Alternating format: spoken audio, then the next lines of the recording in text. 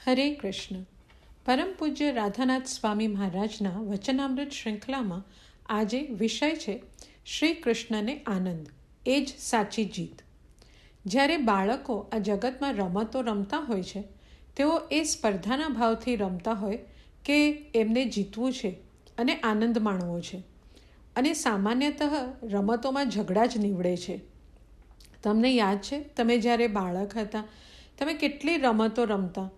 હું એમ વિચારતો કે મને કેટલી મજા આવશે, પણ જ્યારે રમત રમવામાં મશગુલ થઈ જઈએ ત્યારે એમ વિચાર આવે કે જો હું જીતીશ તો મને મજા આવશે, પણ હું હારીશ તો હું દુઃખી થઈશ. અને એટલે જ અંતે ઝઘડામાં જ નીવડે છે કે કોણ જીતશે, એના પર વિવાદ થાય. પણ તમને ખબર છે, વૃંદાવનમાં એવું નથી. ત્યાં કોઈને જીતવા કે હારવાની દરકાર નથી. બસ કેવલ કૃષ્ણને આનંદ આપવામાં જ રસ છે. એ લોકો રમત રમે છે એક તક જાણી કૃષ્ણને આનંદ આપવાની, કોઈક વાર જીતીને અને કોઈક વાર હારીને. અને કૃષ્ણનો ભાવ પણ એમના મિત્રોને આનંદ પ્રદાન કરવાનો જ હોય છે. એમને એમના આનંદની એટલી દરકાર નથી. એમને કેવલ એમના મિત્રોને આનંદ મળે એ જ ઈચ્છા હોય છે. એમના મિત્રોને જો એમના હારવાથી આનંદ મળે તો એ હારી જાય, અને જો જીતવાથી આનંદ મળે તો જીતી જાય. તો પછી હાર કે જીત બધા જ આનંદિત રહેતા, કારણ કે શ્રી કૃષ્ણ પ્રસન્ન થતા. અને હા, આ જ રીતે કૃષ્ણ ભાવનામૃતમાં પણ આપણે એકબીજા સાથે સંબંધ એવી રીતે રાખવા જોઈએ. આપણી વિશેષ ક્રિયાઓ અથવા તો સેવાઓ પણ આ રમતની જેમ જ છે.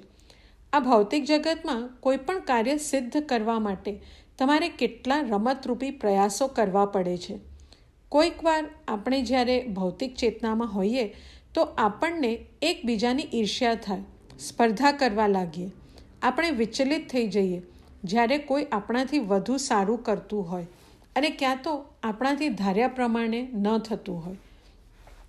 પણ વ્રજધામના ગોપ બાળકોની જેમ આપણે કેવલ આપણી નિત્યક્રમ કરતા રહેવું જોઈએ. એમ કહીએ કે આ જગતની રમતો રમ્યા કરવી શ્રી કૃષ્ણના આનંદ માટે. પછી સફળ કે નિષ્ફળ, હાર કે જીત, તમે પ્રસન્ન જ રહેશો. કેમ? કારણ કે તમે શ્રી કૃષ્ણને પ્રસન્ન કર્યા છે.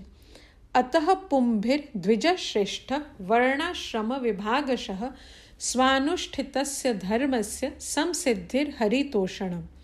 ભક્તના જીવનનો એક જ ધ્યેય, એક જ લક્ષ્ય અને એક જ પ્રેરણા છે કૃષ્ણને આનંદ. અને શ્રી કૃષ્ણને કેવી રીતે પ્રસન્ન કરવા?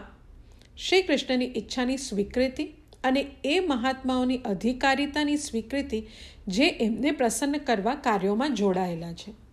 બહુ જ સરળ છે. એટલે શ્રી કૃષ્ણએ કહ્યું છે, આ પથ પર જે જોડાયા છે એમનો લક્ષ્ય એક જ છે, ગુરુની આજ્ઞાનું પાલન, મહાત્માઓના નિર્દેશોનું પાલન. આમાં સાચા કે ખોટાનો પ્રશ્ન નથી.